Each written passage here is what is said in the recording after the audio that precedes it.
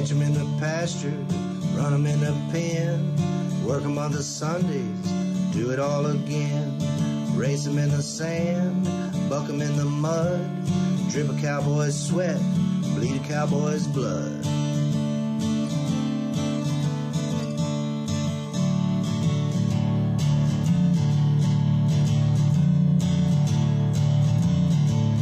I'm Zeke Thurston, 2016 World Champion Saddlebrock Rider, and you're watching the Peppered Stewart Show. That you are. You are watching it. You're watching that because apparently you want to be entertained. So we're going to do our best to do that for you today. We got some stuff happening coming up this week we're going to get into a little bit. Now we've got some new movies coming out you're going to want to check out. We've got some stuff from our friends over at Angus TV, a little program that they've got going on. We've got some Texas Southwestern cattle raiser news to get to, and then with that, we are going to visit here in a little bit with a special ranger, Chris Ward, out of the Texas Panhandle. We'll talk to him and see what his day's like up there, what he sees, what he's doing, and what's affecting the cattle producers right now, especially with the prices being so high. So we'll dive into that. PBR, it happened over the weekend. We'll dive into that. Lewisville, Texas, something's about to happen there this weekend. And the Fort Worth Stock Show and Rodeo dates are released. So we'll dive into that today. But before we do, there is a new movie out that you're going to want to check out, and it's called The Naked Gun. Thanks. Once you kill a man for revenge, there's no going back. A voice in your head saying over and over, "That was awesome." Who are you? Drebin. Detective Frank Drebin. Thanks. Police squad has always been the elite of the elite. Hi, Daddy. It's me, Frank Jr. Love you. Hey, Dad. Boy, do I miss you.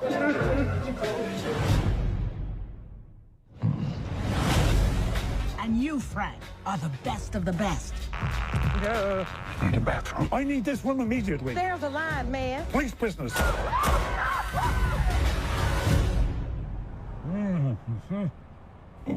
Oh, I'm gonna ruin another suit. Over here, Lieutenant. I think someone murdered my brother. Please, take a chair. Thank you. I'll find them. This is what I do. Says you served 20 years for man's laughter. You mean manslaughter? Must have been quite the joke. They're going to shut down police squad if you do not solve this case. Do this by the book. Show a little respect! Why? Who's going to arrest me? Other cops? Yes. Is she serious? Is he serious? No. It seems Mr. Drebin might be more of a problem than we thought. I want you to keep an eye on him. This oven is disgusting.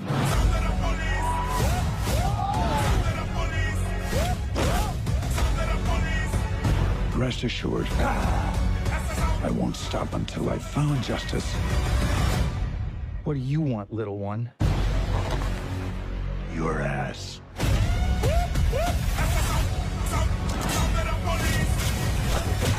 Nobody messes with Police Squad. We've upgraded your car with the most advanced crime-fighting tech. Drive forward 30 feet. Pretty smooth. Oh! This place is falling apart. Bring home the all-new The Naked Gun on digital now. See Liam Neeson like never before as Frank Drebin Jr. as he leads the police squad in this outrageous comedy, also starring the iconic Pam Anderson. By the film, critics are calling one of the funniest movies of the decade and get nearly an hour of gut-busting extras, including deleted scenes, outtakes, and more. Available at participating retailers, rated PG-13 from Paramount Pictures. So go check it out. Go watch it.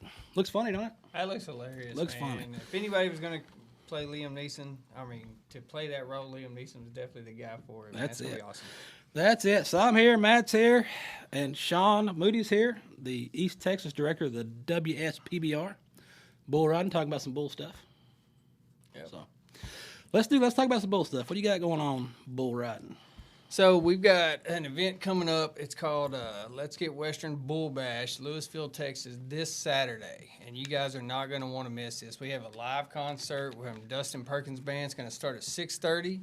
And then at 8 o'clock, we're going to kick off the main event with the WSPBR and some open bull riding. And it's going to be a great show. And then we have an after party at the Electric Cowboy there in Lewisville for anybody who comes in, has a ticket stub, they get into the after party for free. All right. All right. Sounds like a plan. So, Shawn, tell us more about the WSPBR. Well, the WSPBR is a group of guys that are 35 and older. We have 4 different age divisions there, 35 to 42, 43 through 49, 50 to 57, and 58 plus. We have world champions in all 4 age groups. This week we'll have all age groups there. We have some really, really good riders this weekend. We have some former PBR world champion Edna Caminhas, who's the 2002 PBR world champion, I believe. Mm-hmm. And then we have many-time PBR finalist Ryan McConnell. He'll be riding with us. Yes, these guys have gotten old like the rest of us, and they needed somewhere to go. We got Dustin Richards, who's the WSPBR last year's overall world champion. Got some past Johnny Hendricks, Justin Shaw, some past WSPBR world champions. So it's going to be a really good event, some really good senior guys that can really ride some good bulls. They're going to ride spinners right there in the gate. So it's just because they're seniors don't mean they can't ride still. And that's the deal. I see a lot of the people, they're like, oh, a bunch of old men riding bulls. What are the bulls like? Is anybody going to be able to cover their bulls? So, well, they got one thing right. It is a bunch of old men riding bulls, but they can still ride bulls. They can. That's for dang sure. So there ought to be some really good rides taking place there. And that's Lewisville, Texas. Lewisville, Texas. Outdoor pen. Outdoor pen. So let me ask you this, Shawn. Mm-hmm. So what do you guys see? I mean, what does the crowd like to see when the seniors come out? What are their expectations? You know, y'all have been putting on shows all over. I know y'all been all over. Y'all have even been to Mexico this year, put on shows. Mm-hmm. What is the biggest shock that you think the fans see when they show up and they say, okay, senior bull riders, and then when they leave the show after watching you guys? They all pretty impressed? I mean, I think so. So, you know, if you have a 35-year-old guy, they're not as impressed, I don't think. But when you say 62-year-old guy, I don't care if the bull jump kicks in a circle, I think they're pretty impressed. Most people, especially that don't know rodeo or even know rodeo, know that that's pretty that's pretty shocked. That's, you know, something to be shocked over. A 60-something-year-old guy still getting on and hitting the ground. So that's I think it's kind of like kids getting on, right? They don't you know, it's kind of some of them are pretty, you know, shocked by little kids getting on. Well, you got a 50, 60-year-old guy getting on. I think it's something to watch. And you'll be riding in it? Yes, I'll be riding in it. It's been a couple months. I've been hurt, so it's my comeback. How long have you been riding? Well, I started when I was 4. And I rode for a few years, got hurt. My mom made me quit. Started back when I was 15, rode to my 30s, and then quit, have kids. So I'm back at it. It's I think my 4th year back as a senior deal. So I don't know how, you know, good 20-something years probably all mixed together in there. And the cool thing about Shawn is it's not just him riding at this show. It's a family event.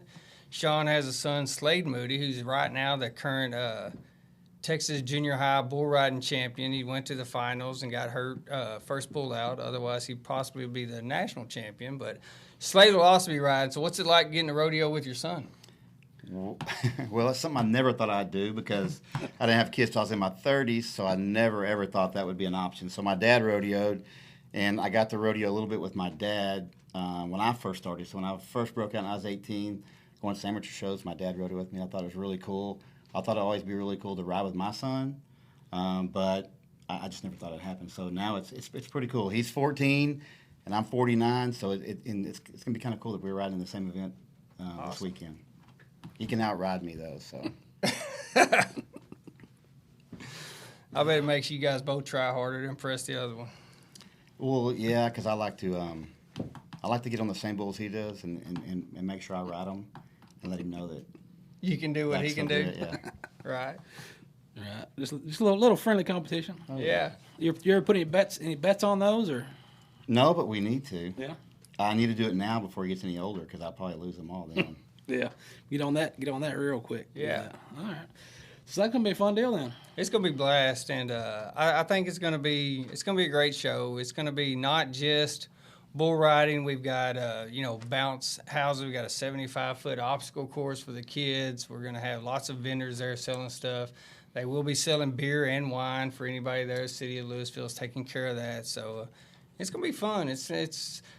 Typically, it's always been a PBR, and this year they're going to bring in something new. And they said a lot of the PBRs that they've been putting on there, they haven't had but 1 or 2 bull rides each year. Yeah. And the fans don't like to see that. So this year they're going to get more than enough bull rides get covered. So they get something to see. Yep. Be entertained all the way around. What's the weather look like? For Saturday? Shoot, if it stays like this, right now they're calling for cool weather and dry and probably about in the 80s, and it'll probably get down in the 70s that night. So it's gonna be a fun night. Okay. Should be good. It kicks off at what? What time's the concert start? 6:30. 6:30. Yep. And then the bull riding starts at. Bull riding starts at 8. You can buy tickets at the gate, or you can scan the QR code on the flyer, and you can go ahead and pre-buy tickets. That way you don't have to wait in line when you get there. So you can get your tickets right now. Yep. And I'm trying to think. I haven't been over there. I know it's an outdoor pen. Is the bleachers covered, or is everything open? No, it's all open. Everything's open. Yep. Okay. But it's all brand new. So they went in, the PBR went in there 4 years ago, tore down the old arena. They've been having rodeos there consistently for over 50 years. And they went through and the PBR got it. Everything's brand new. The bleachers are brand new. They've got a PBR arena set up there. So it's going to be a really nice venue to get to ride in. So it's ready to go then. It's ready to roll.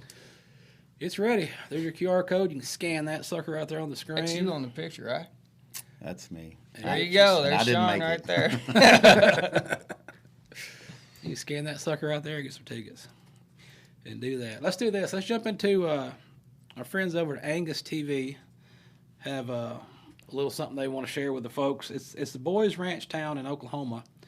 And they bring the youngsters in, lead them to Christ, and try to brighten their future, give them a little something to look forward to than being in trouble. So check out this little deal from our friends at Angus TV.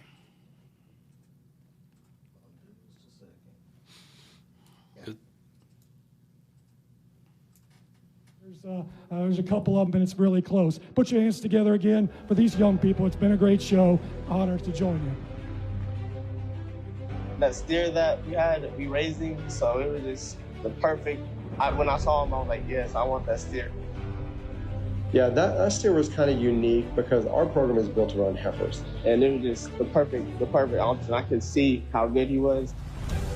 It's crazy how he raised the Grand Champion steer. I can't take credit for it. It's just what God has done. I mean, you can't breed for heifers all the time and all of a sudden have the Grand Champion steer and think that I did it. I didn't. It's what God has done. In short, as boys come to the ranch, they come from broken families, obviously, and we get a chance to minister to them. Our two main missions are, number one, love them and share with them the love of Christ so they can provide and get that healing and the direction. And the other side of that is, as young men, we want them to be productive when they graduate and they go into the community. They need to be able to work, show up on time, pay attention to details, and a lot of that comes from all of our different programs. Well, I've been here 3 years, and before that, I was getting kicked out of school, wasn't really living a godly life, just wasn't Christ-like at all. But when I got here, I got saved. When I got here, I knew nothing about cattle. I didn't really want to be in a show program, but I just seen how it just helped people and just shape them to be a better person because Mr. Blakey and everybody pouring into them during show program. And show program, it just, the work that you do, it just builds discipline, the people mentor you and make you better. It wasn't just a win for me, it was a win for all of us because we all put in work. So it was just having the opportunity to go out there and show that steer, it just made everything better for all of us. And when the judge finally slapped him, it is an exciting time. You know, it's one of those moments that is, I think it's once in a lifetime kind of moments.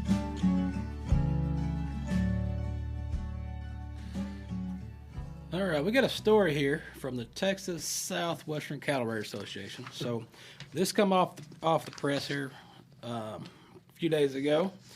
So out of Fort Worth, Texas, one of the special rangers at District 24, and he had some help from another special ranger in District 25, successfully recovered 6 stolen horses across 3 separate theft cases in Jackson and surrounding counties. The unrelated cases led to the arrest of Jackson County resident Elizabeth Jamison and Hayden Morton for theft of livestock. They were contacted by the police. They received reports of the stolen horses. Separate investigation. They found the horses. They received the complaints of stolen horses, responded, found them, and they were taken into custody right there at the end of August.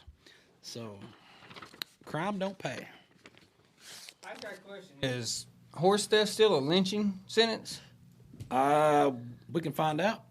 Because we got the one and only TikTok cow cop, Chris Ward, here with us. Are you there with us?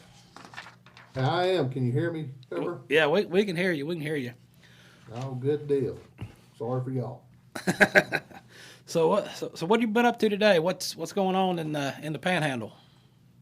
Well, Mondays typically for me are I'm the supervisor for the region, so it's usually reading everybody else's reports, but just trying to catch up on reports and taking in new reports, unfortunately. All right. So long before you became a special ranger, what'd you do before? Were you previous law enforcement, game warden? What got you to become a special ranger? Well, I grew up basically around here in the Panhandle working on cow-calf deals, and my dad worked in feed yards, so I've always been around the cattle industry, and I got into law enforcement in the highway patrol and always wanted to do this, and it just so happened that after I had enough time with the state and was fixing to retire, the opening for the special ranger came up here in my district, and I was able to apply for that job, and God smiled on me, and I got it. All right. So what is a special ranger on a typical day? What does a special ranger do for those that are not sure what you do with the Southwestern Cattle Raiders Association? Well, Pepper, one of the nice things about it is it's always kind of different every day. I may be working a stolen trailer case one day, and the next day I may get a call about cattle missing from a feed yard, or maybe cattle missing off of a ranch on one of those cow-calf deals or a yearling deal, or I may be running down some kind of horse theft or tack theft. Okay. All right. And what would you tell people? Because a lot of people aren't branding their horses anymore.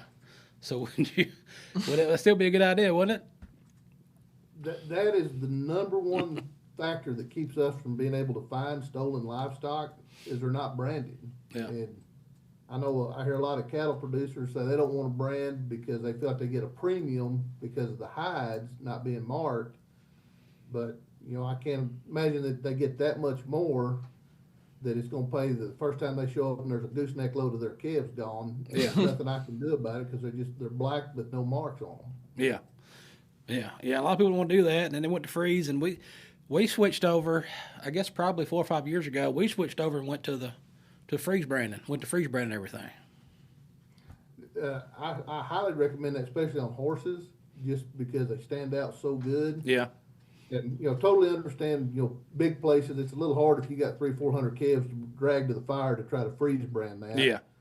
But I do really like the freeze brands on the horses because honestly, they look real pretty. I use freeze brands on my horses. Yeah. And I run into a lot of people that don't want to brand a horse they bought.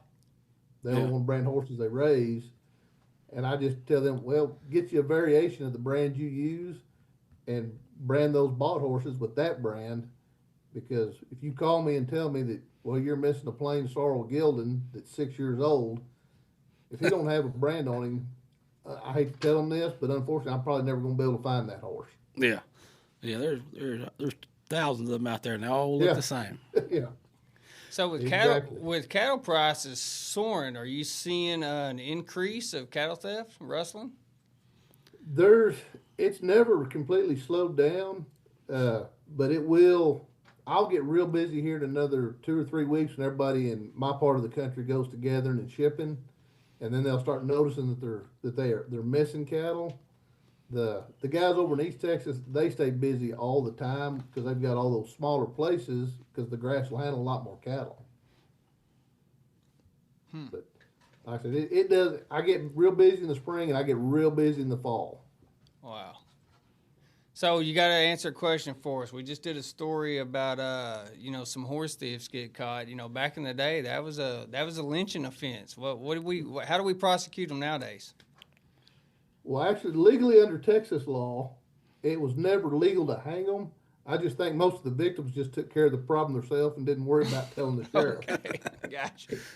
But it's a third-degree felony in the state of Texas to steal any kind of equine, and it doesn't matter if he's a $10,000 good using horse, or he's a three-legged, one-eyed Shetland pony. It's because he's a equine. It's automatically a third-degree felony. Wow. Okay. What's some of the cases you can tell us that you've worked on? Recently, some thefts or some recoveries or tracking down some outlaws. Well, we recently had one, and it's actually this year. I obviously can't name names because it's still an ongoing case. But our suspect, as soon as he found out we were looking for him, he run off, and we kind of tracked him. What we believed from the information we had that maybe he went out to California, and we finally did track him down to another state. And fortunately, somebody that knew him had enough of it, I guess, and they gave us a tip of where to go look for him, and we did find him, and we got him arrested and brought back to Texas to stand trial. And as of Friday, he was not enjoying the accommodations in that county jail where he was at. Oh man, no satellite TV in there. I'm not even sure that jail's got a TV in it anywhere, much less satellite TV. Oh man, yeah. Well, when you're in jail, you're in jail. It's not a vacation. No, it's not meant to be a nice place to go hang out. No. So that's our biggest one here lately. But another one of my guys, he's going to have a real similar one. He should be getting the warrants on that guy this week, and hopefully we'll be able to go gather him up. Yeah. Before the end of the week. What do you see when you go out? Because you go out to a lot of the bigger places like where you're at, and they're gathering stuff. So you go out there and do some brand inspections or haul a horse and help them out, or. Yeah, that's one of the really nice things that I like about TSCRA in my area is because it's still more ranch country and people still do a horseback.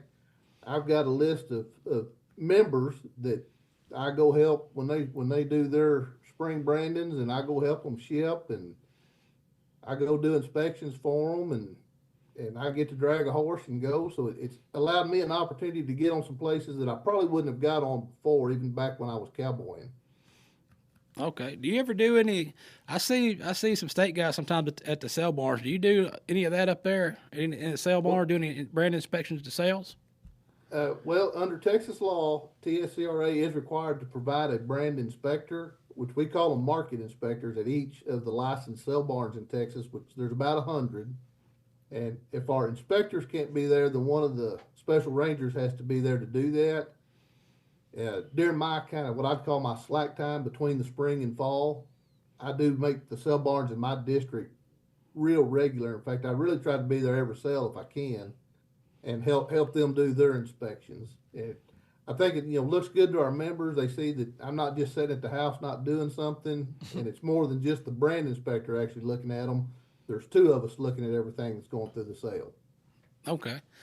All right. And what are you writing down? Because I see them all the time, right? I see them watching the cattle come through and writing down, but I don't ever want to bug them and ask them what are they writing down. Are they looking for ear notches? Are they looking for brands? Looking for ear tags? What's he writing down? Everything on all them cattle that come through there, he's going to mark down what color they are. He's going to mark down the sex, his estimate on the age, any brands, earmarks, whether they've got horns or not, anything that will help us. Say it was your cows that got stolen. Well, if they go through the sale barn, when you give me your brand, I can run a brand search through every sale barn in the state of Texas, and anybody that's got a brand like yours, it's going to flag those cattle for me. Well, if you've told me your cattle are black, well, I find cattle over in South Texas, but they're Herefords. I know that's not the cattle I'm looking for, but if I find a set, since you're down around Dallas and the Metroplex, I find a set of cattle that say go through Dalhart, and they're black and they've got your brand, I may now possibly be able to go locate your cattle, and I'll now have a name of who sold those cattle that I can start tracking back to see if those are your cattle. Do you guys work with surrounding states and their sale barns as well? Because I know a lot of people, I mean, if they know you guys are monitoring what's been stolen here in Texas, I mean, how do you guys work if, someone was to steal in, haul them to New Mexico or Oklahoma, something like that? Do you guys kind of intertwine and work together? And how often does that happen? Well, TSCRA actually covers the state of Oklahoma too. And Oklahoma, of course, they also have ODA agents. And so we work hand in hand with them. My district, of course, runs from the border of Oklahoma all the way to New Mexico. So I also work with the New Mexico Livestock Board quite a bit. And it sounds funny nowadays, but we've actually got, and for my region, we have a list of our known cattle thieves that we just haven't been able to catch that operate in New Mexico and in Oklahoma. And so we're always talking back and forth, trying to keep track of those individuals that we know we need to be watching. Because sooner or later they will make a mistake, and one of us will be able to get them. But we also work quite a bit with the Kansas, at least for my region. Now, right. The guys over in East Texas work quite a bit with Louisiana and Arkansas. But we do work with all the surrounding states. There's just not enough of us, even when you put all of our states together, for us to cover everything real quickly. So just to kind of fill the audience in, I know, you watch movies back in the 1800s. We know cattle rustling was pretty common. And it was all horseback, basically just riding in, driving them off down the road or somewhere different location. What's the common way or how are they being stolen these days? Are they being stolen when they're locked up? Or people actually still going out in pastures on horseback and gathering them? Or what's the common method of cattle rustling these days? Well, every one of our districts really are a little bit different. The guys in East Texas, because of where they're at and those small places, most of those cattle are cake broke. And honestly, they've got guys that will basically just back up and cut a fence and shake some cake, and a bunch of those cows will run in the trailer for them because they're just that gentle. Now, out here where I'm at, those that are actually stealing live cattle, it's usually somebody that's been on the place or works around there quite a bit, maybe a day hand or even an actual hand. And the really big places, they can take a lot of those cattle and they'll push them into a pasture that's already been worked, and they'll just kind of ease them off pasture to pasture till they can get them off the ranch, and then they'll load them. Wow. Always something. A lot of hard work being a cattle rustler. Yeah. Yeah, but unfortunately, as much as they're worth right now, even the lazy people will get out and go. Oh, you're dang right. Yeah. It may keep getting worse. It looks like it. Yep. Yeah. So tell us about this. Tell us about this TikTok deal. Now you cow cop on TikTok. So how'd that come about? Well, y'all can blame or thank my wife for that, however you want to look at it. But with streaming services on TV, there's so much stuff on there to go through and try to find something to watch that I got to just watching TikToks because it's been 4 hours just trying to find a show. And she said, well, instead of just wasting my time, why don't I try to be beneficial to somebody and talk a little bit about what TSCRA is, since there's so few of us, and it's kind of a niche investigative field, and see if I could maybe help some people out there that hadn't thought about us and give them some tips on how to reduce their chances of being a crime victim. Yeah. So that's how I got started doing it. All right. I guess you get a lot of good feedback on that. Yeah, I really have. I've had very few negative comments. Unfortunately, you'll get somebody that you find out, well, they'll say, well, y'all didn't do nothing. Well, you get a little more information out of them and you find out what their situation was. It was a civil matter. And so it's not something that we can do. Right. Because we're not civil. We're strictly criminal in nature on the Special Rangers. And so, you feel bad you can't help them out, but there just wasn't nothing there that we could do. Yeah. For the most part, I'd say easily 99% of the feedback I've got has been very, very positive. All right. So I got a question for you. So with blue collar work seem to get less and less, and you know, everybody now has got to feel like they need a college degree, come out and go into some white-collar industry. Over time, do you still see enough personnel? I mean, you talked about how you got your position. There's always going to be a need for this as long as we have cattle in the United States. Do you ever feel that there's going to be a shortage of rangers or opportunities for people to get those positions, or do you think there's a pretty good pool that you'll always be able to select from? Well, the problems that we run into right now, everybody in law enforcement is struggling to get recruits, and I had my ideas about why I think that is. Unfortunately, it's even a smaller pool for us to draw from because you have to have that background in cattle, and we can get some people that have the law enforcement background, but they don't have a cattle background. And you know, you send somebody out here to talk to somebody that's saying the feed yard business.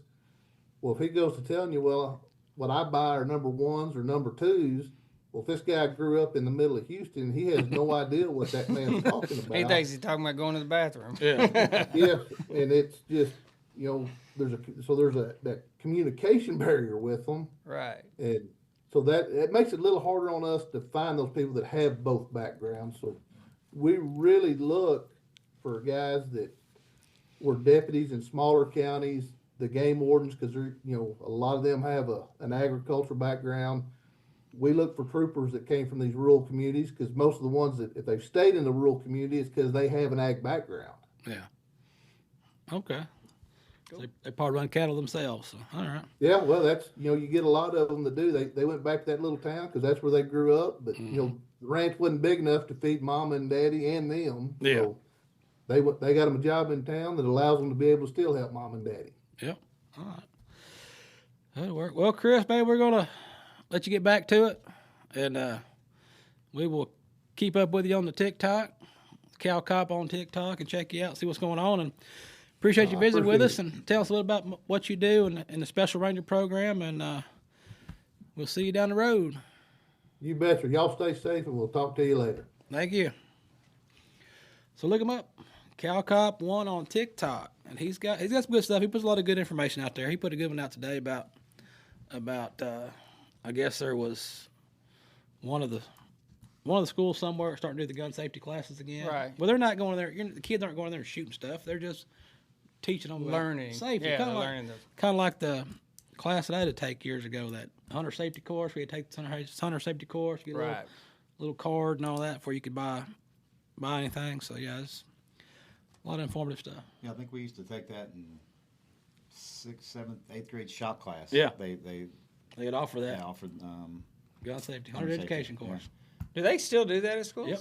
I don't know if they do it at schools anymore, but I know they still have to have it. Oh well. Now I knew you had to have it after a certain year. Well, I think I was talking to Seth, my oldest son. He's a senior, and he was talking about that Slade needed to take his hunter safety class, and they got it. They have a class at their school, but it's kind of one of those classes you want to take your senior year because you don't do anything. Right. So, so they do offer it. Okay, I didn't think cool. they did, but I learned that just this weekend. I'm surprised they're allowed to even talk like that in school nowadays. Yeah, you never know about them kids. I see all them kids crying now because they ain't got their phone. Oh yeah, because schools are doing away with that. Yeah. Well, how are we gonna call? We did that for years. You don't need to call. Yeah, you don't need to call. What are you gonna call your mama for? Right. You're in school. You do like we did back in the old days. They need to get a hold of you. Your parents would call the office. Yeah. Hey, I need to talk so and so. If something happens at school, you're sick, whatever, you go to the office, and they can call your mom, and they can come get you. You don't need your phone. You play on your phone all day. Well, I wish it was the same way that the teachers didn't call the parents either, like they did when they just whipped you. Yeah. That's what I wish they'd go. Oh, yeah. So I quit getting calls from the school about my kids. Just whip them. Oh, yeah. Yeah, I got a few of those. Speaking of whippings, there's a show coming out that's fixing to kick off in November. Season 2 of Landman is going to kick off here in November, so check this out.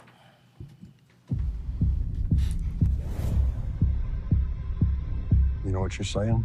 I wrote a speech, but I'm not sure that's what I'm going to say. Well, you better figure it out fast. The president of every bank is in that room. I called this this luncheon to squash the rumors and to offer you a warning. The only difference between me and my husband is I'm meaner. So just another day. Just another day, Pop. She owns the company, but I run it. Situations like this have to come to a head before it resolves itself. It's about to come to a head. How do you know? Because I'm about to take it there.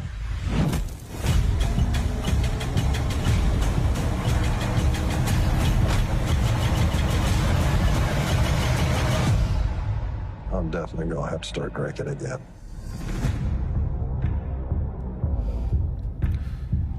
November 16th, it's back. Season 2 Landman. Can they outdo Season 1? I guess we'll find out in November. Yep. So what's happening with the PBR? They have an event this weekend? They did, and, we had the CEO of the Austin Gamblers here a few weeks ago, and we were talking about, the Austin Gamblers really started out struggling. They were pretty far behind. Of course, they had several injuries with Sage Kimsey being out, Jose Vitor Lemmy, and Kaiki Pacheco being out. But now a couple of those guys are back, and they have been on a roll, climbing their way back to the top. But when they met up with the Florida Freedom this week, John Crimber of the Florida Freedom team, he had a little different take on what was going to take place this Sunday. And what he said, I'm not really much of a fan of the Austin Gamblers. They don't like us too much, but they can go ahead and rename their team to the Florida Gamblers because we own them, is what John Crimber said. And they actually did own them this weekend, surprisingly. So in the PBR teams clash of the league leaders this Sunday afternoon in Anaheim, it was the number 2 Florida Freedom made a loud statement against by annihilating the number 1 Austin Gamblers. It was a 434.25 score to 0. They rode all 5 of their bulls, which was the second highest game point total in PBR history. And the Freedom beat the 2024 league champion, the Gamblers, for the 3rd time this season with recording their second perfect game of 2025, leaving both teams 15-5 atop the PBR Camp World Series. It's going to be a dogfight to the end, but it is pretty interesting how Florida always seems to rise up when they face one of the toughest teams in there. And Tiago Salgado started the Freedom off with an 87.5 ride aboard Triton, and it was followed by 83.75 by Joao Ricardo Vieira. On Money Pit, Joao Lucas Campos for 87 for Night Toss, and Elasmar Jeremias, 87.24 and Riding Dirty, which set up the stage for John Crimber to come back up his words to finish a 5-5 game, and he scored an 88.75 on Mo Money, clinching the perfect game shutout. So it was a heck of a weekend, especially for Florida Freedoms, but I promise you the Austin Gamblers are not going to stay down long. So they're gonna be coming for them. They will definitely be gunning for them now. Well, your tickets are on sale if you want to go to Fort Worth. Can't wait. Stock Show and Rodeo. Fort Worth Stock Show and Rodeo will be kicking off January 16th. Are you doing the parade again over there? I wouldn't mind doing it again this year. If it ain't too cold. Yeah, a lot of it depends on weather. Once you do it once, now I'm a fair weather parade rider, I guess. Yeah, it was a little chilly, but it was all right. It was a good time. It's fun. So they'll have their parade ahead of time, of course. But then you got the Ranch Rodeo is going to be first. You got January 16th, 17th. You got Best of the West Ranch Rodeo. Then you got the Best of Mexico celebration. Then your Cowboys of Color. Then your Bulls Night Out, a couple of those. Then you got your Rookie Rally, Mustang Magic. And then your Pro Rodeo tournament pretty much kicks off January 23rd and runs the rest of the show. So check that out. And then I'm guessing it's got A&M on there for the Rookie Rally. So A&M, is it going to benefit A&M somehow? I don't know. Charity something. Right. Yeah, I'm not sure about that. Maybe it's A&M night or something. Because they got Tarleton on here. They got Tarleton night. They got a Charity night, which I know about that, for the Charity Foundation. Their night is January 27th, and I will more than likely be there riding for them in the Grand Entry, and that's the Charity Foundation. I know for a fact that event proceeds go to the Charity Foundation. So I'm guessing that there's something that has to do with these other ones for each night. I don't know. I know if you get down to February, you got Cook Children Night on Wild Card Round, so that's probably going to benefit them as well. You got Texas Tech, TCU, Tarleton, Texas A&M, and Dickies. Special nights for them. What it means, I don't know. I have no My clue. guess is as good as yours. Maybe if they wanted me to know, they would have sent more information. So I have no clue. So what else happened? What else we got? I see a horse in the blog. Large animal rescue team from Broomyard Fire Station was out this morning walking along, and our colleagues from Wire Force Fire Station were called to rescue Ruby, a 17-hand, 800-kilogram Belgian draft horse. You're supposed to read that in an English accent. Oh, I see. 17-horse, 800-kilogram Belgian draft. Ruby got through the electric fence. That's about all I got. They got the Australian. Oh. They sound like John. Well, Australians full of Englishmen who got kicked out of their country, basically. So apparently he was unable to get out, so the owner called a local farmer. He's stuck in there. Oh, he is buried up deep. And they had to get the Severn Edge equine vets on arrival with a fire crew, and they found Ruby up to her neck in the bog. Straw was placed in front of her to push her down and try to keep her to get something to stand on and hopefully get her out, and she was already very tired and wasn't able to. So a plan was put into place to lift her out of the bog, but it wasn't easy to get the straps around her body for the lift. After some time, the crews were successful, once on the front and one on the rear stoops, where the place spills of the harness fitted from front and rear. Georgie, the vet, sedated Ruby to keep her calm during the lifting process. She was lifted clear of the bog and carried to a place of safety where she was allowed to stand in the lifting harness till she had time to find her legs again. The harness was released and she walked back to the stable where Georgie could give her a thorough health check. So it looked like all went well after they dug her out of the bog. Dug her out. Man, they said they had to sedate her. I'm pretty sure being stuck in that bog, you're pretty much sedated yourself. Oh, you wore out trying to get out of there. Trying to dig your way out of there. What else? We got East Texas. Okay, so East Texas Stock Horse. Check this out. Look them up on Facebook. They've got a website too. Look them up on Facebook. There is a clinic coming up at the end of this month. They're going to have a clinic over in Anna for the Ranch Hand Challenge that they've added.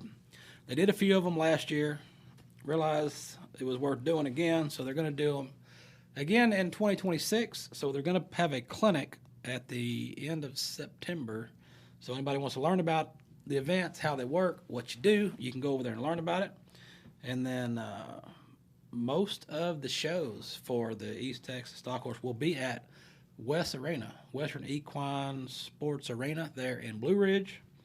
So check out that massive facility. And I think I don't know if they're gonna stream. They live stream a lot of stuff over there at West. I don't know if they're gonna live stream these. I know that they're gonna have a big ranch rodeo in April at West, the Houlihan Ranch Rodeo, and they will be doing a Ranch Hand Challenge at that too. So if you're not able to compete in the Ranch Rodeo, or your teams didn't qualify, you can still come out to the Ranch Hand Challenge, try to get you some day money on that deal. So look them up, check them out. They do all the ranch horse events: ranch reining, ranch rail, ranch cutting, ranch trail, cow work. You can go down the fence, you can box, whatever you want to do, whether it's your first time on a horse to compete or you got horses you need to get legged up for a futurity, that's the place to go. So check them out, look them up, and go ride your horse. Where at Nana's the clinic? What arena are they using there? It's going to be at Buckley Farms. Okay. Gotcha. It'll be at Buckley Farms. And that is September. I don't think I put the flyer in there. I think it's September 27th. It is. You told me about it because we have our premiere that night. So otherwise, I'd check it out. Yeah. So you will not be there riding a horse. So what else happening? Not much. We got, we do our weekly buck out at Kings Trail Cowboy Church on Tuesday nights. You know, we've been getting a really good crowd every Tuesday. We've got a lot of young guys that are really starting to show some potential. that are making the way. We've even had several of the PBR guys, team guys, Florida Freedom teams, and Austin Gambler teams coming out there getting some extra practice in. So if you or know anybody who is wanting to get into bull riding and there's just really not very many good places to take them due to everywhere you go is ABBI 2- and 3-year-old futurity bulls, you can come to Kings Trail Cowboy Church, and we have all levels of bulls, and we do take the time to put you on bulls that they are ready for and help them actually become bull riders instead of crash test dummies. So we always got that going on Tuesday nights. So yeah, anybody interested in that, come check us out. Yeah, that's what you need, because it's the bull breeding so out there nowadays. Nobody wants to keep any of those jump kickers around, and if those guys can't go out there and get on a jump kick and steer, bounce across the arena, if you fall off of that, just keep going. Right. Keep riding it till you can ride it. Well, when we had the CEO on here from Austin, we talked about it. He was talking about expanding teams and getting more teams, but he said the problem is there's not enough riders nowadays, and it's because they've kind of left out a step in the program to teach people to become bull riders. So hopefully, there's still some places like us, Knapp, Ace Ranch. There's still some places around that keep these lower level bulls, because if not, the sport's going to go away eventually. Yeah, and they've got to go to school, because there's schools that go on all the time, and a lot of these kids, they don't want to put the money out to go to a good school and learn the fundamentals. Right. They just want to go enter somewhere and bust their head open. Yep. And then before they get a short career and they don't make it very far. I know when I was a little one in the old days, we had donkeys. Yeah. And I we bucked those donkeys all day. We'd run them suckers through and buck those donkeys all day. If you could ride that donkey, you didn't get on the calves. Because a donkey bucks like a bull. They break in the back. They're not like a horse. When a donkey bucks, they are perfect practice for bull riding, really. I've been on several of them when I was younger. Yeah. And just make sure you land far enough away so they don't kick you.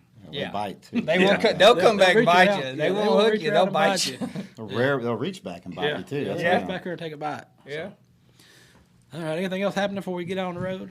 I don't have anything new. Nothing new? No. Nothing new, nothing old? Just a bull riding going on Saturday in Lewisville, Texas? Yeah, it's going to be a fun event. Well, I think the question is being Matt's putting on the event, is Matt breaking back out to ride at the event? I think I'm just wearing the producer hat on this one. Okay, so there's nothing up your sleeve there that we don't know about? I can honestly say with all my heart that I have thought long and hard about it. But just with everything else I've got following this event that I'm still responsible for, I'm going to have to pass. But the itch is definitely there. We can make it happen. Oh, I know we can. If you're watching, you got a big donkey, bring it out. Put Matt on this donkey. Now, if you get a donkey, I might get on. I better be careful. Sean will show up with a donkey. Yeah. Then we'll get you on one. I'd rather see you on a donkey than a bull. I mean, I've seen you on a bull. I haven't seen you on a donkey. Right. That'd be pretty entertaining. All right, so I guess with that, with Shawn Moody's here, East Texas Director, WSPBR, Matt, co-host Matt's here again. I'm here for some reason or another. And with that, we're going to get out of here and go sit in traffic. Fun.